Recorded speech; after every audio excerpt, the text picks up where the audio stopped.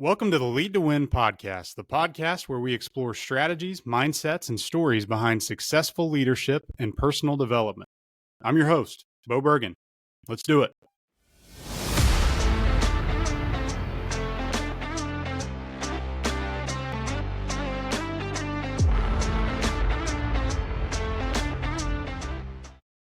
Again, welcome to this episode of the Lead to Win podcast. I'm joined by a very special guest today, Mr. Darrin Schenck. Darren, welcome and thanks for coming on. Thanks for having me, Bo. Looking forward to it. Darren comes from the racquetball world, having played professionally for 6 years and at one time climbing to number 18 in the world. After retiring at age 30, he took a few years away from the game and then returned as the head coach of the Arizona State University Racquetball team. In his 15 years of service at ASU, they were able to win a women's national championship, produce 36 Collegiate All-Americans, and Darren was a two-time Coach of the Year selection as well. Toward the end of his coaching career, Darren was involved in a life-changing car accident, which I will let him talk about in a moment. But he now serves in a public speaking role, sharing his experience and helping others work through day-to-day issues that they struggle with that may be holding them back from reaching their full potential. Darren, again, welcome, and thanks for coming on. My pleasure. Thank you. So if you could give my listeners a little bit more background on you and how you got to where you are right now. Well, I'll give you the abridged version because, I've got a few more miles on me than at the age you mentioned of 30 when I retired from pro racquetball. But I had kind of an interesting start in the sport. And this ties in exactly with what your prelude was there. I wanted to be a high school wrestler, and I thought that's how I was going to get to college, was on a wrestling scholarship. And long story short, my freshman year, I'm in a position to wrestle off for a spot on the varsity team. The only open spot was 98 pounds. We had a state champ at 112. We had a state champ at 105. So I had to lose weight all the way to 98 and wrestle for a position. And I was wrestling a good friend of mine at the time who happened to also be desiring that spot. And I remember this vividly. The coach blew the whistle. We started. I shot a takedown. My dad's advice kept ringing through my head. Be first, be first, be first. I wanted to be the one that was dictating the action, right? So really quickly I shot a takedown. He sprawled like he should have, but I kind of slipped and he landed on top of me kind of funny. And I heard a noise and the coach yelled, "Stop, stop, stop. You're hurt." And we both sort of stopped and froze, and I wasn't sure which one of us was hurt. And then my opponent slid to the side and I rolled over on my back. He said, "Don't move. I think you're really hurt." And I laid there staring up at the lights, and now things started going numb. My face started getting tingly and I couldn't feel my feet anymore. And I really started to panic. I'm thinking, I'm having flashes of being in a wheelchair the rest of my life, stuff like that. As luck would have it, I tore the ligaments in my neck next to what's called your transverse process. So your spine kind of goes up the middle and the transverse process branches off to the sides. When I tore those ligaments, it broke that bone. And that's actually what the noise was. So it wasn't my spine. But I ended up in a neck collar for 8 weeks, and that was the end of my wrestling career. Mostly due to fear of having an injury like that again. I believe that I made a full recovery, but I was always really worried that what could happen next time. And I was very disillusioned at that time. Like, this was my path. This is who I was going to be. And in one instant, that was taken away. Well, about 6 months later, my uncle called my dad and I and said, "Hey, I'm going to go play racquetball. Do you guys want to come with me?" And I'm like, "I've never done it, but I'm sure I can run your old fat butt around the court and do just fine." That's not what happened. My uncle knew the geometry of the game and I didn't. And he stood in the middle of the court and ran me all over the place. I was bouncing off the walls and I couldn't believe how hard this was and how someone who was, I'll put it gently and say, not a pillar of fitness at that moment in his life, was just running me ragged. And so I vowed that we were going to have a rematch. So for the next month, I walked over to the park next to my house that had racquetball courts and I practiced. And then a month later, he beat me just as badly, but I made him work harder. So I felt like I had improved. And that was kind of my introduction to the game of racquetball. Now, the funny part is, and I'm, transparent about this, I don't, It's part of the story. When I noticed a trend of going to the high school or the racquetball courts right across the street from the high school in the afternoons, there would be girls that would show up and play racquetball or just kind of hang around the courts and stuff. So as a 16-year-old guy, it's like, yeah, this is probably where I should be, right? And so that was one of the draws of me getting into the sport, was not only to try to redeem myself against my uncle, but also be in the vicinity of the girls I went to high school with. So about 6 months after that, one of the guys that played at the park all the time that I used to watch, who was a good player, showed up with a handful of flyers. And it was for a pro racquetball tournament that was going to be held in Tempe, Arizona, in January of that year. And I'm going to date myself here. It was 1986. So I got one of the flyers. I'm like, oh my gosh, I have to do this. This is going to be amazing. So, on the flyer, it said all the top pros were going to be here, $15,000 in prize money. And the entry fee was $25. I'm like, oh my gosh, where am I going to get $25? So I started knocking on doors in my neighborhood and showing people the flyer. I want to do this. Can I mow your lawn? Can I wash your car? And I, quote unquote, raised the money for my entry fee. My parents were adamant about me doing this so that I had skin in the game, right? It wasn't like, here's your $25, go do it. It's like, if you really want to do this, here's how life works. So I show up at the tournament, and I missed one little detail that was really important. I had always played outdoor racquetball, which has 3 walls and no ceiling. This was an indoor tournament. So I show up having never played on an indoor racquetball court before that. So now I've got the additional geometry of the back wall and the ceiling to deal with. Needless to say, that didn't go well. In fact, I scored 1 point, and that was when my opponent made an error. So I literally lost 15-1, 15-0 the first hour of the first day of the tournament, and I was out. And I'm sitting on the bleachers pouting about losing so quickly and being done. And the tournament director walked over and said, hey, we had a guy that didn't show up in your division. Do you want to play again? I'm like, yeah, that would be great. So I go change and go play again, and I lose just as badly the second time. But I was sitting on the bleachers for the rest of the weekend watching the pros play. And I was so impressed with how hard they hit the ball, and guys were diving all over the court and stuff. And it was amazing. And right then, despite my extremely recent experience, I decided I'm going to be a pro racquetball player.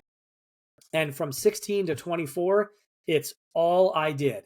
Every free moment that I had, I was on the court or I was off the court training. I was talking to better players and trying to take notes and learn how they did things. I was obsessed with getting to that level of play. When I did turn pro, I wasn't really ready, but I was certainly the best, the big fish in the little pond syndrome of I was winning the local tournaments here, but I knew the level of play on the pro level would be much, much higher. I just had to go out and take my lumps. And for 2 years, that's pretty much how it went. And then I got partnered up with a guy who was a former #1 player that really remolded my game and completely tore down and rebuilt me to be a more efficient pro player. At the time, I'm about 5'7", and I weighed about 135 pounds. So I was never a big guy, right? In fact, I'm about 30 pounds heavier than that now. This is as big as I've ever been. So I was really fast, but I was not one of the heavy hitters. I did not have a big drive serve. I did everything the hard way. And he taught me how to be more efficient in my approach, be willing to sacrifice who I was for what I might become. And then I went on to spend 3 years in the top 20 in the world before I retired. That's awesome. That's you looking at your website, I would have no idea about that, about your rise to where you were. But yeah, just kind of go through. I know, you got into coaching and had some success, but there was one instance where, you had a life-changing event. Tell us a little bit about that and the aftermath of that. Yeah, so that I still look at my 15 years at ASU as the most personally rewarding thing I've ever done. It was a volunteer job. I did it 2 nights a week, 9 months out of the year for 15 years. I have been to a few weddings from the team members. I still talk to a bunch of the kids today, some of them on a weekly basis, some of them once or twice a year to check in. It was amazing. But that the crash that you're referring to really did alter the path of my life. I was really fortunate. I am a rare statistic of surviving a head-on collision with a wrong-way drunk driver and really sustaining only minor injuries. I was headed out of Phoenix into a town up in the mountains called Payson, Arizona. That's about 90 minutes outside of Phoenix. And it was on a Sunday morning, March 8th. I remember it like it happened this past weekend. My dad luckily was already in the mountains, and I couldn't go with him on Friday night. He was already up there, so I was catching up with him Sunday. So luckily he was not in the car when this happened. I've done this drive so many times. I used to joke I could do it blindfolded, right? It's 5 o'clock in the morning. I'm headed down the backside of one of the mountains, and there's a construction zone at the bottom, and I can see the flashing lights from the barriers and stuff. And unbeknownst to me, there's somebody on the wrong side of the highway coming my direction. And I'm in a Toyota Camry, which sits kind of low. And I got into the part of the construction zone where there was concrete dividers on either side, and it pinched the highway from 2 lanes down into 1 and on a curve. So because I'm sitting low, I can't see the headlights coming the other direction. And all of a sudden, there's a set of headlights in front of me, and I've got nowhere to go. I'm literally pinned in between these 2 sets of concrete dividers. I scream and slam on the brakes. There's this massive impact, and then all of a sudden, it's just dead silence. And I at the time, I'm sort of doing the inventory check of, okay, can I feel my feet? Can I move my legs? Like, am I okay, right? And I climbed out of the car, and I'm sure you can't see this, but I have this tiny little scar on the back of my left hand, and I had an abrasion on my beautiful bald head here from the airbag, and that was it. That was it. I walked over to check on the other guy, and I got within about 15 feet of him, and I could smell the alcohol. And I knew he was drunk, and he opened the door and just sort of poured out onto the highway and sat there staring at me, seemingly having no idea what had just happened. There was no tire marks on his side of the crash site. There was 15 feet of it from my side before we impacted. And then I was, sort of became aware of the fact that there's cars coming down the hill behind us. So I turn on my flashlight app on my cell phone and I start running up the hill trying to get that next car to stop. And luckily they did. And then the next one and the next one. And as the cars backed up out of that construction zone, now the cars coming down the hill would be able to see us. So again, if you want to hear the full story, it's on my website. Took the paramedics about 45 minutes to get there. They air evac'd him down back to Phoenix because they thought he had a head injury. He was just that intoxicated.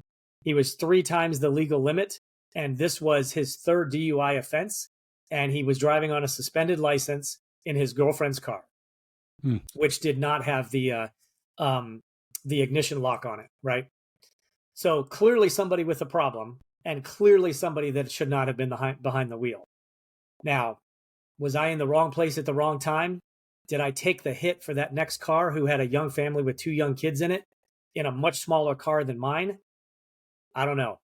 But I knew at that moment and on the car ride home when my dad came to pick me up that I had to find a way to make something good come out of this horrific incident.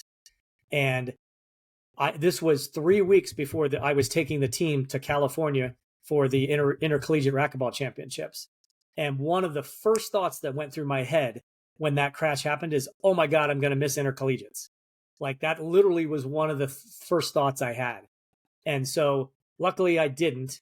And we went on to have an amazing weekend at that event. 5 of my 6 girls medaled and made it to Collegiate All-American status. It was an amazing event, and I'm getting chills just remembering some of the stuff that happened there.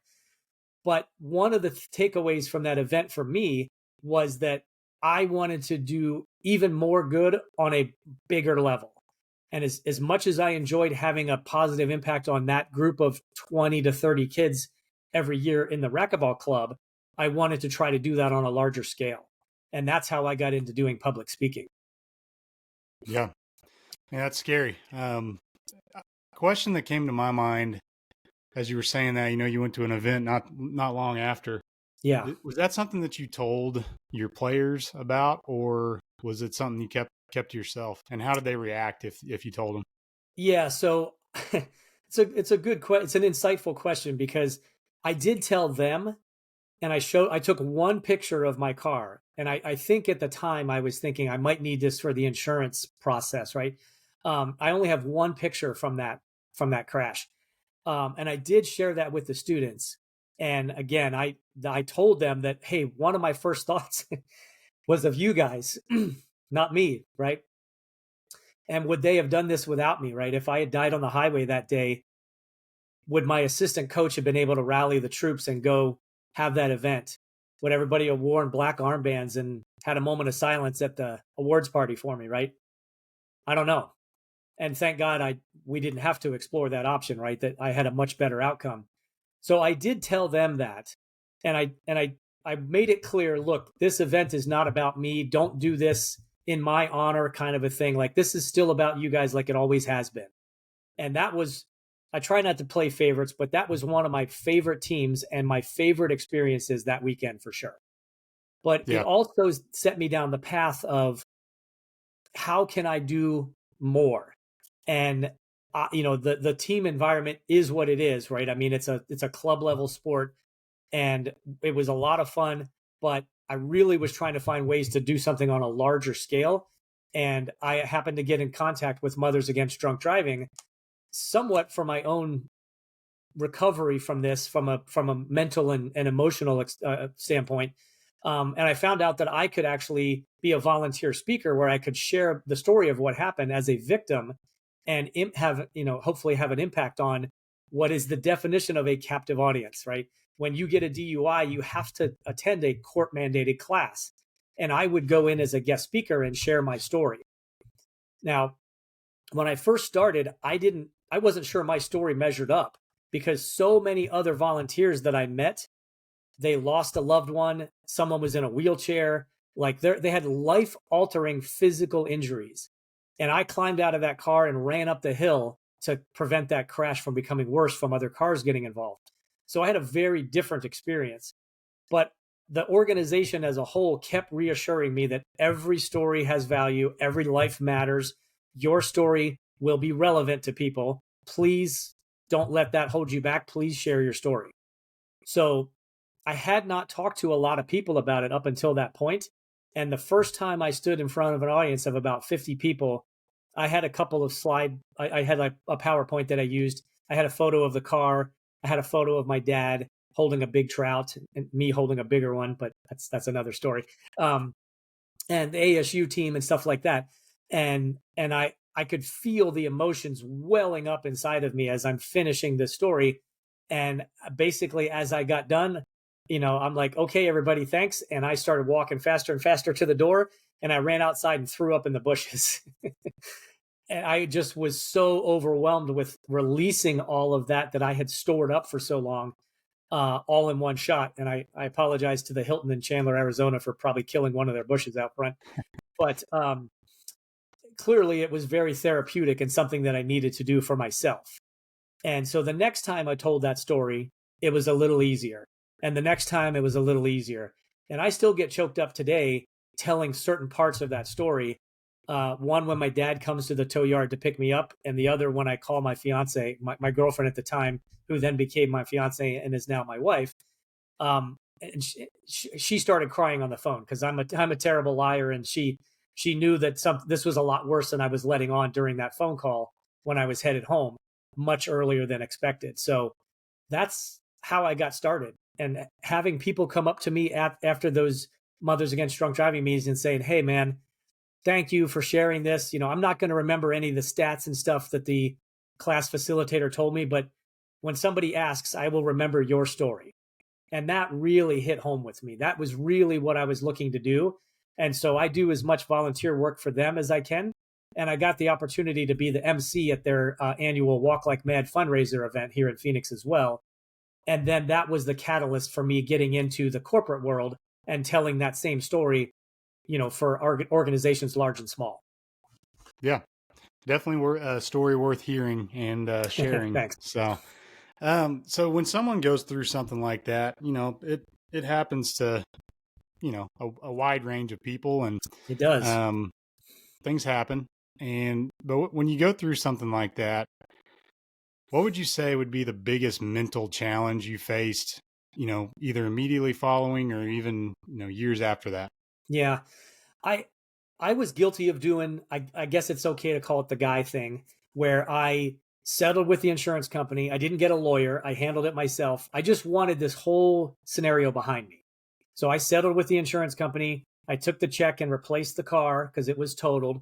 And I just tried to bury it and pretend, okay, let's move forward and let's not talk about this anymore. And that's not how human beings work, right? And I learned that over time. And so I had to dig it back up and put it front and center and face, you know, what had happened to me and the long reaching impact that it had. And so I will tell you that I think I had an advantage being an athlete in the sense that my racquetball career was no picnic. Like, I'm very proud of what I accomplished, but I did it on an escalated timeline with minimal professional help. I've only ever had like a really small handful of professional lessons in my life. I had a lot of help and I have a lot of people to thank, but that was anecdotal help in many cases. It wasn't structured, hey, let's take you from this level up to this level kind of approach. But having dealt with so much adversity, I think is helpful, because while this was a major hurdle, and I guess you could say everything else were minor hurdles, at least I had some level of experience with something that just was, a complete curveball and things didn't go my way, like my wrestling injury, right? Like, at the time, I thought that ruined my life's plan and I had no idea what I was going to do. Once I realized that I was physically unharmed in this crash, yes, this was going to be a turning point. I just didn't know what it was until later on. So do hard things is always an advice of mine. If things are good, even more reason to do hard stuff right now voluntarily. Get in a cold plunge, sign up for a jiu-jitsu class, sign up for a Spartan run. Anything that challenges you and gets you out of your comfort zone and makes you be resilient is going to come in handy at some point. And without realizing it, I had kind of developed a track record of that over my athletic career. And then post-accident, I had to be brave enough, man enough, however you want to put it, to face what had happened. And it took me a little while, but I got there. And then I really started trying to help myself and also help myself by helping others. And those two things go hand in hand for sure. If you're ever really struggling for a purpose or a driving meaning behind life, or you're having a really tough time, it's amazing what helping somebody else can do for yourself. It really is. So those are definitely takeaways I would like people to have from this. Yeah. Yeah. And you mentioned resiliency, to really grow from a traumatic experience like that, you have to be resilient. But what does the actual word mean to you? What is the definition of resiliency, and how can someone kind of, train my mind and my heart to be resilient? I think the biggest thing, I'm a huge fan of Asian philosophy, and for those of you who are also fanatics about that stuff, like the Book of Five Rings by Miyamoto Musashi is, if I don't have any tattoos, but if I was ever going to get one, it would be one of his well-known quotes, right? I just think that resiliency is the ability to get hit and get knocked down 7 times, but get up 8, right? I mean, a lot of it really does come down to that. And that's not a direct Musashi quote, but just the overall philosophy of that samurai mentality I was always drawn to. It really just does come down to, what are you willing to take? How many times can you get knocked down and still get back up one more time? And that's really what resiliency is, because as a competitive athlete, or like an entrepreneur, or whatever your particular endeavor is, you're going to feel, when you're in the pursuit of something, you're going to feel like probably 70% of the time, this is not working. Like, I'm not getting better enough, fast enough. My competition is always outpacing me, et cetera, et cetera. Of that remaining 30%, 5 of it, you're actually going to be standing on a podium waving to the crowd. The rest of it's like, things are kind of okay. Like, that's as good as it gets, right?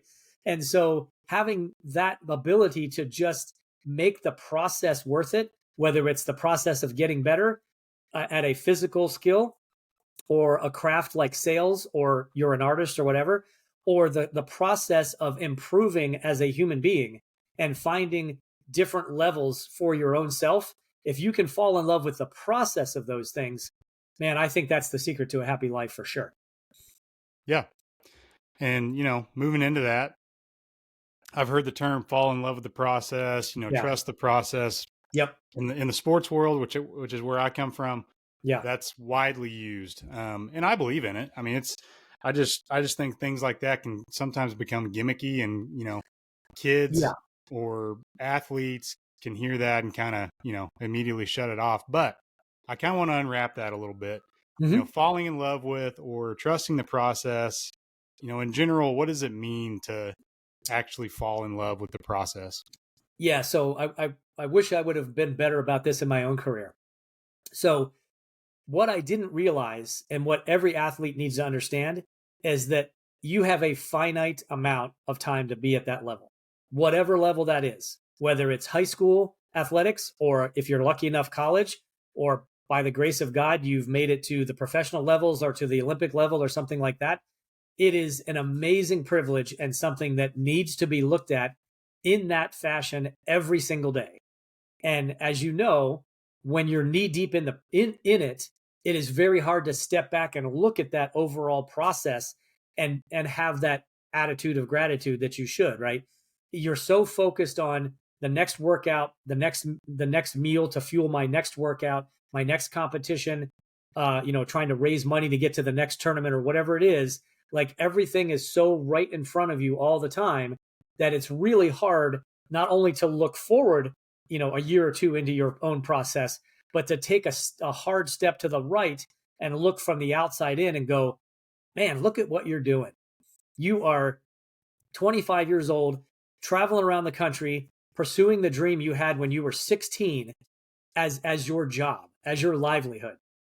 A scant livelihood, but still, technically speaking, I made a little bit of money as a pro racquetball player, but not much. But what an amazing privilege that was. And I met a lot of professional athletes during the course of my time with the trainers that I worked with or traveling. I have a picture of Dan O'Brien, the Olympian, and I, when he threw out the first pitch for the Diamondbacks game. And my wife and I were at the game, and I didn't know he was going to be there. And I heard them announce it. I'm like, oh, hey, Dan's here. She's like, okay, like, Dan. I'm like, no, he was at the Phoenix Swim Club with me. Like, he'll know who I am. Let's go say hi. She's like, no, I don't want to do that. Like, go do your fanboy thing. It'll be fine. So he ends up sitting behind home plate, not too far from where we were. So I walked over to him when he had a moment by himself, and he stood up. He's like, hey, man, how you doing? And he dabs me up. And he's like, gives me a big hug. And he's like, sit down, man. How you been? Well, I haven't seen you in a few years. What's going on? And, what, again, a byproduct of my overall career. And only when I was looking back at it did I realize just how many privileges that I had. And that was so hard to see when I was knee deep in the middle of it. So again, especially with the crash being so heavy, prevalent in my mind, like, your life can take a hard left in a big hurry, right? Every day you wake up and get to do something you like to do, even if it's hard to do, if it's working you towards something that you love to do, you are blessed. Absolutely. So do you have any personal stories or experiences where a leader may have navigated through some uncertainty or some adversity by emphasizing trusting the process? So as a coach, I was in that spot quite a bit, because this was a unique thing. I had the number one guy and the number one girl on my team every year for the racquetball team were elite level national caliber players. And the number 6 players on that same team might have been complete beginners in August when school started. And by March, I need them to be competitive with their peer group, right? Not another national level player, but with the other number 6s at the other schools from around the country. And One of the stories that I always remember was a doubles match between my number 3 girls, which is my number 5 and number 6 player as the number 3 team, against another team. And they were so nervous ahead of time because this match was going to make a difference on where we finished. It was one of the last matches of the tournament, and it kind of came down to if they won and somebody else won, we would take second instead of third or fourth, excuse me. It would, if both win, we were second. If both lost, we were fourth or maybe fifth. And they were so nervous. And I just kept telling them, look, you have to do this 1 point at a time. We're going to be fine. They have to beat all 3 of us, not just you two. They have to beat me too. And I could see that sort of leveled out the pressure went from all on their shoulders to being a little bit more evenly distributed between the 3 of us, right? So we get down to a tiebreaker. And they lose 15-13 the first game. They win 15-14 the second game. And now the tiebreaker's played to 11. And it's 10-10. The first person who serves the next point scores the next point wins. And my girls are receiving serve. And the other team has both servers to go through before we can go back up to serve. So we call timeout and I'm like, okay, how you feeling? And the one girl was like, and the other girl was like, she looked okay. Like she was all right in that moment. I'm like, okay, you're in charge. Here's what I want you to do. You're going to do this, and then we're going to call timeout again before the next server comes up. So it worked. She went in and took over. We did great. Now we knew the other server was going to serve to the girl that was nervous. So I said, here's all you need to do. You've done this plenty of times since August. I want you to hit a defensive shot to start out, and whatever happens after that happens. And then I grabbed the other girl. I'm like, make sure we get the serve back. And so I took the pressure off of the one who was only equipped to handle that small directive that I gave. And I put a little more of the onus on somebody who was a little bit better prepared for that. And sure enough, we got the serve back. And then the more nervous of the 2 girls double faulted because she was so nervous she couldn't hit the front wall on her serve. But then the other girl came up. And I told her we did something different that we didn't do the whole match. We served right down the middle of the court, and the 2 other girls got confused, and they both went to hit the ball, and their rackets hit, and neither one of them hit it, and we won. And you can take that kind of directive and that approach and plug that into any kind of scenario, whether it's a difficult conversation with your girlfriend or boyfriend or your spouse, or taking on a project at work and working with a bunch of people, or getting handed a whole bunch of stuff that you need to handle yourself. Like, break it into bite-sized pieces, spread the stress and the workload out as much as you can, and then just give it your best, whatever you can in that moment. And in many ways, that'll be enough. Yeah, it's a good story. It's hard to coach that during the game too. And you almost have to, well, quote unquote, trust the process, but the preparation that you put in beforehand, that's really what you need to trust. And then, during the game, it's more just, hey, go out there and perform. You've done all this. And yep. My job was to, like you just said, that's a perfect way to look at that, Bo. My job was to get them prepared and make them have confidence because they had done the work that, hey, we can perform when we need to. And then B, in the moment, manage the situation as best I can for them, because I had been there myself plenty of times. And this was pretty much a brand new experience for at least one, if not both of them. And having me be responsible for a bunch of things like, calling the timeouts when we should, not making them, try to figure that stuff out, managing the strategy, switching things up at the very last minute and catching the other team off guard. Just things like that. That's my responsibility as a coach. And quite honestly, those were the things that I loved the most. The tactical things that I could do from outside the court that made the difference inside the court, and to have my players come out successful. And successful meaning putting up a good fight when that was the realistic outcome, or squeezing out a win when it was like, that could have gone either way. Like, I want them to have that win and that experience. But I love the behind the scenes remote control aspect of do this, now that, and yay, we won, right? Like, that was, to me, that was some of the best moments of my coaching for sure. Yeah, I think there's a really good piece there. You prepare, then you manage and execute. That's, any competition, any kind of game or contest, coaches can take that, and that's what it boils down to at the end of the day. People think all the time that you have to be your absolute peak best when you're in a competition. And that was never my approach, because that's not realistic, right? Maybe 5 or 6 times a year, you're going to have one of those golden moments where everything you touch falls your direction. And then there's going to be 6 times a year where the complete opposite. And then everything else is in between. But so is everybody else. So if you can just manage the situation to be a little better than who you're facing, that's good enough. Even if you've dropped to 60% capacity, as long as they're at 55 and you're a little bit above them at 60%, you're going to prevail most of the time.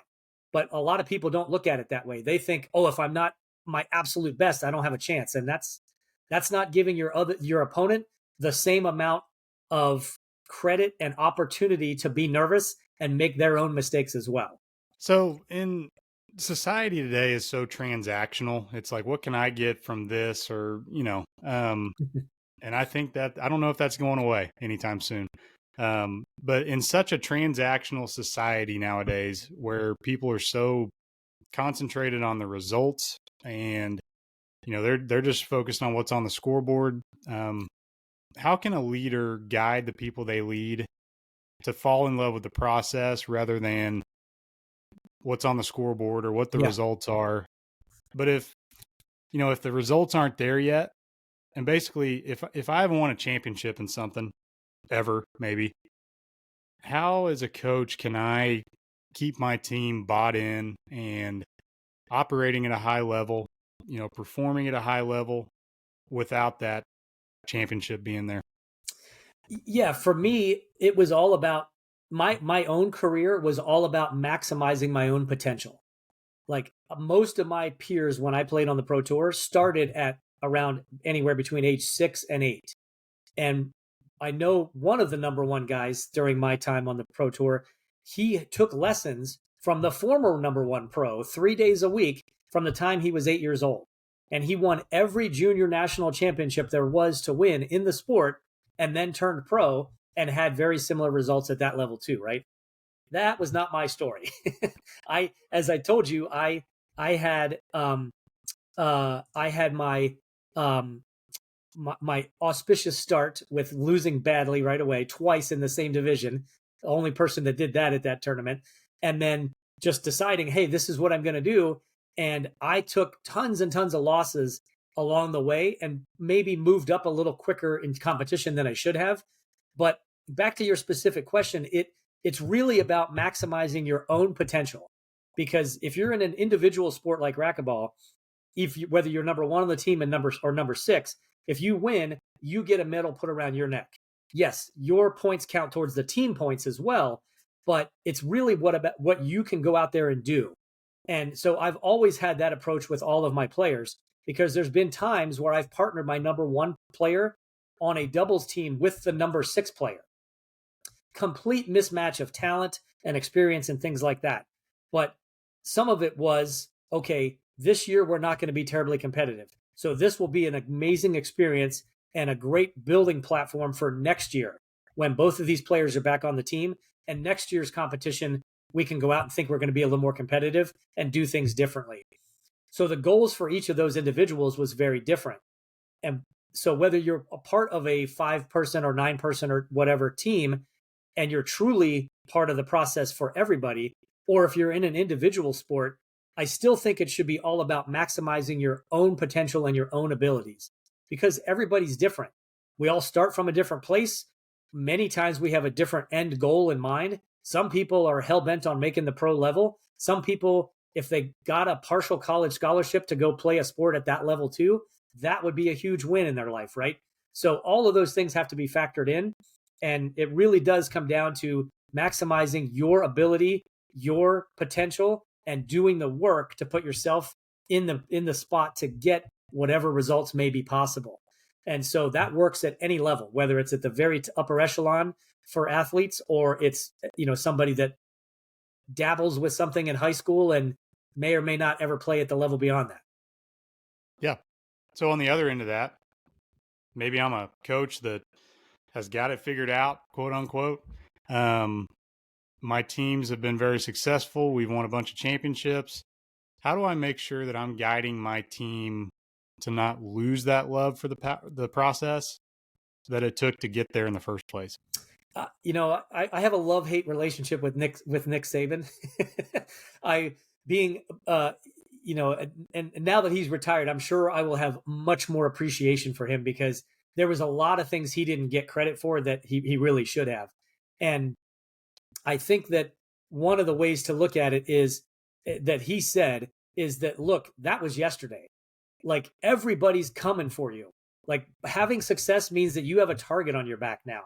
You're not going to catch anybody by surprise. The expectations are going to be a lot higher. You're going to be under more scrutiny, and you have to go out like this. Like we're starting with a blank slate.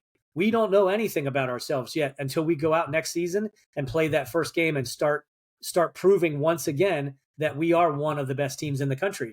And so, there is some intimidation factor that you can build where, I used to love walking into a club for a tournament and the draw sheets would be hanging up on the wall somewhere and standing behind somebody looking at the draw sheet going, I play right into Schenck in the third round. I'm like, yeah, game over, right? Because they already expected, like my reputation had preceded me. But that doesn't mean I can not show up at 4:00 and still win the match, right? Like I got to go out and do my job.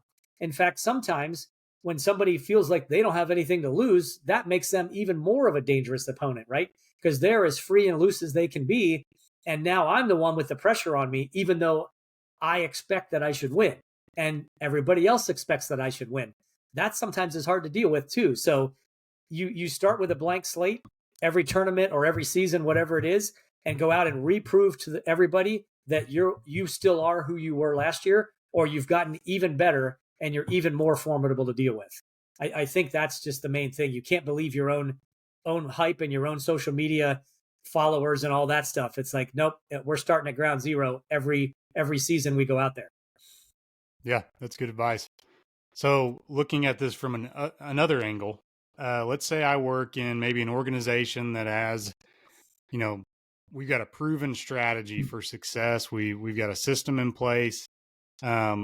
As the leader of that organization or that team within the organization, how do I strike a balance between trusting and sticking to the process, but I also want to allow my employees to be innovative? I want them to come up with their own ideas on how we can get better. What's your advice for somebody like that? I love this. I'm a huge fan of Simon Sinek, and I loved this story that he tells about Nelson Mandela and how he used to, when he was a child, he would accompany his father to the tribal meetings, and everyone sat in a circle. So there was no hierarchy that was established by someone at the end of the table and everyone else sitting, farther away down the food chain, so to speak. And his father always speaking last. So if you want to keep, and I'm in a niche business where I fight against much, much larger companies that are old school in their approach. They've always done it this way. This is how we as the management team do it. So everybody that joins that team is taught their way. Our approach is that we always want to keep things fresh. We always want to look for different ways to do things. I try to speak last when I'm talking with my people that are out in the field that are, that really have a pulse on the clients and what they're looking for. Because for a while there was a trend in my day job industry of some new technology that everybody thought was going to change the way the game was played. And we explored it and we poked some holes in the idea and we decided not to do it. And two of our competitors did, jumping on the bandwagon of this is the next best thing. Everybody that we talked to said, yeah, we're not convinced this is going to really fly. And sure enough, here we are about 4 or 5 years later, and the companies that created that new technology are now trying to partner with us to save their approach in this industry. So if we would have just looked at it in a typical corporate knee-jerk reaction of, oh my gosh, they're doing it, we're behind, we got to do it, we'd have followed that same path. Instead, we had the roundtable meeting. We spoke last, proverbially speaking, and we listened to what everyone else was sharing with us and then made an informed decision. And in that particular case, that decision was non-action and wait and see. And sure enough, we are much, much better off for it. So whether you lead a team of 3 people or 300, if you can take that same approach of always considering anything that somebody has to share, always make people feel like they've been heard and that they're contributing to the process. And then as the leader, step in at the very end and say, okay, thanks everybody. I'm going to think about this. I'll come back with my decision. Or you happen to be able to make it right there. That's fine. But speak last, get everybody to feel like they are truly a part of the team and are heard when they do contribute. And you will have a much, much better outcome for sure. So last question on the process. Maybe I'm a leader that feels like I'm in a pretty good place with the process that we're implementing, seeing some results. What are some things that I can do? Maybe I still have a couple people that don't really believe in what we're doing. They're just coming to work and doing the things and leaving at 5 and not thinking about it again. They don't have any buy-in. What are some things that I can do as a leader to get them to trust and be confident in the process that we have and, help them operate more efficiently? I'm huge on communication, right? Some people aren't necessarily motivated by, dangling the carrot of, look, if you do this work, you'll get this bonus, right? Or, things like that. Like for some people, it's a very different motivator. And sitting down with those people one-on-one and really getting to know what does drive them and what they want to accomplish would be a great place to start. Not everybody's a great team member or was a great hire or matches up to what their resume said that they're capable of, right? Or they had success somewhere else and this just isn't the right environment. You have to dig through the layers and find out what motivates them, what you as their manager can do differently to help and assist them. And then realistically assess that, is this the right fit for you? And are you the right fit for us? Because again, in some cases that it didn't work out that way.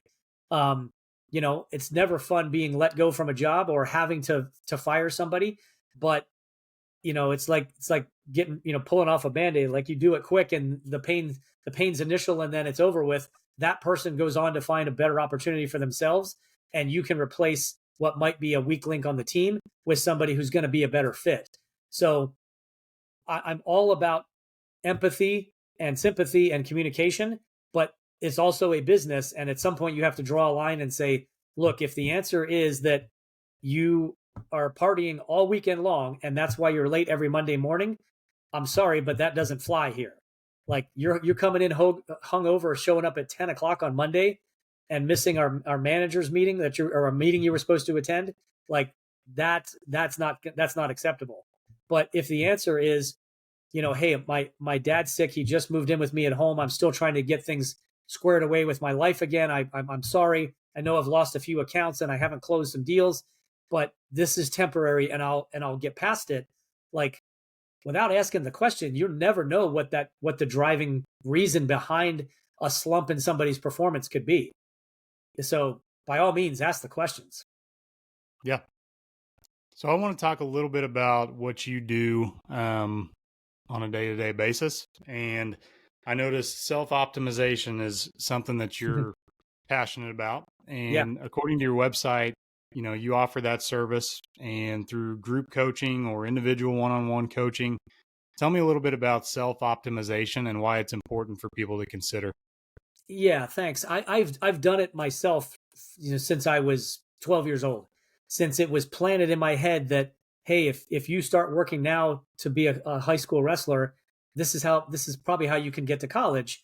I always had a driving force, and a lot of ways to quote Bruce Lee, it's not about daily increase in some cases, it's about daily decrease, hacking away the unessential things. And that's in some cases for people, that is what self-optimization is about. You default to your habits and patterns on a daily basis, and that creates your future.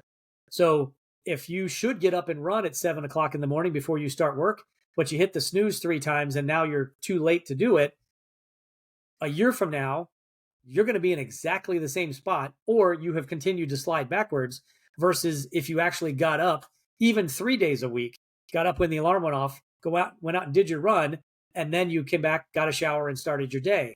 Like little habits and patterns. For some people, it's a financial struggle.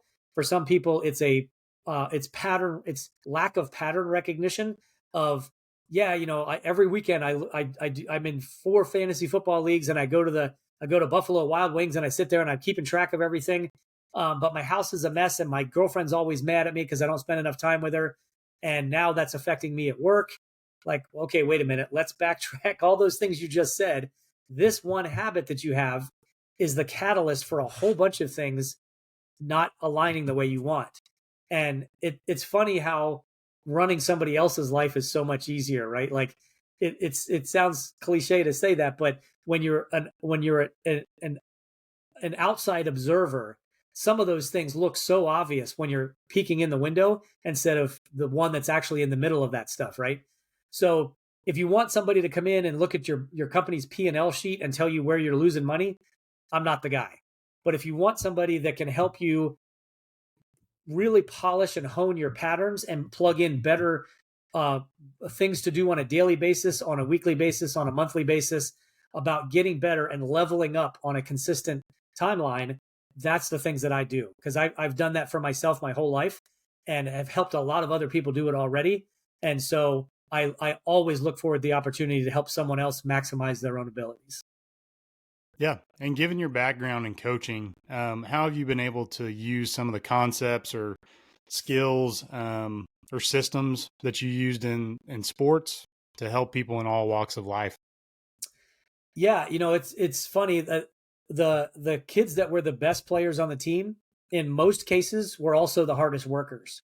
And the kids that were new to the sport, or the mid-level players, sometimes they didn't work nearly as much as they should. And so it seems counterintuitive that if you're already the best player on the team, why are you showing up early and staying late and putting in all this extra work? Well, that's how they got there in the first place, right? Work ethic is a huge, huge part of it. So I'm always happy to help people lead by example and enhance the way that they do approach things, looking for maximum efficiency as well as effectiveness in any task or endeavor that they do. Like in my bathroom, I've got a whiteboard on my wall that has several different categories and X's for every week. And instead of putting an X on the board when I do something, for example, I'm a fan of doing cold plunge. Well, I do cold plunges. I wouldn't say I'm a fan. I'm a fan of the result. I don't think anybody is. I love the fact that I have to do it, not that I like to do it. Like every time I've got both hands on the tub, leaning. It's an outdoor setup. I'm leaning on the tub, going, "Oh man, I know this is cold. This is gonna suck," but I do it anyway. So instead of putting an X as a reward, I put the commitment of 5 X's across the board, and I get to erase one when I come in having done that.